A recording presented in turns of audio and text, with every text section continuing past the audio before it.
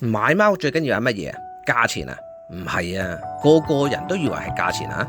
最重要咧就係嗰份責任心，因為咧養貓咧唔係話玩玩下嘅，係15至20年嘅責任。因為當你買貓嗰時候咧，嗰個價錢係一次性嘅，其實咧佢長遠嘅費用先係要值得注意嘅。每個月嘅貓糧啦，睇醫生嘅費用啦，甚至而家最新嘅要買保險嘅。我係未養過寵物嘅，所以今次咧都係我第一次會買一個寵物，應該好大機會就係貓啦。我個工作咧係做會計嘅，所以會喺一個會計師嘅角度嚟睇呢件事，同埋點樣研究同分析買邊種貓嘅好處同壞處，仲會咧同呢個深圳嘅價錢比較添。我住嘅地方咧就離呢個喺旺角好出名嘅寵物街唔係好遠嘅啫，所以我今日咧就行過去。喺我哋呢邊走過去咧，會經過埃華街嘅，繼續往前走啦，過埋馬路。由我屋企行到去嗰邊咧，就大概10幾分鐘到啦。繼續走會經過長旺道咯，而家就大概走咗1半路程左右啦。話咁快咧就嚟到上海街啦，都係繼續往前走啦。上埋呢條天橋咧就差唔多啊，好緊張啊！有幾種貓我係想買嘅，我係好想養布偶貓啦，又或者呢個異國短毛貓嘅，但係咧聽人講話新手咧就最好養呢個英短，就係英國短毛貓啦。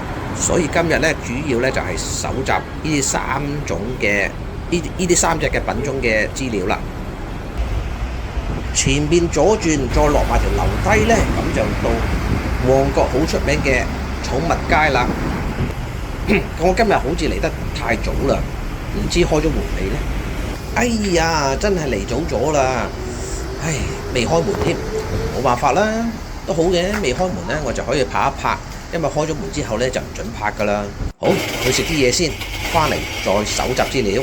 好，食完嘢翻嚟啦，然後呢就做咗個總結，原來呢，喺地鋪買貓呢，哇，可以貴樓上鋪差唔多成 double 咁樣嘅。咁啊，請你哋睇下我張 Excel 表格啦。咁我頭先都所講，我係有3種貓，我係特別想買嘅。咁啊，異國短毛貓啦、布偶貓啦，同埋呢個英國短毛貓嘅。咁啊，價錢呢，而家係樓上鋪呢，就平好多，就6000到8000蚊呢個港紙度。如果係地面嗰啲鋪頭呢，當然啊鋪租貴啲啦，所以價錢亦都貴，咁就由12800至到16800蚊不等。價錢嘅波幅咧係好depends on 呢個顏色啊、品種啊、血統啊同埋個樣嘅，所以咧呢個價錢咧只係個參考價啫。如果係超級好嘅血統或者超級靚咧，價錢咧可能會再高啲添嘅。一般喺香港買貓咧就包2針疫苗，咁啊聽過啲專家講咧，咁就話而家你唔係成日拎隻貓出去玩咧，咁啊2針就夠嘅。但喺內地或者深圳嗰度咧就係包3針疫苗嘅。下一集咧我哋就會去深圳攞料，跟住咧就同呢個香港嘅價錢啊等等嘅 service 做個比較嘅。好，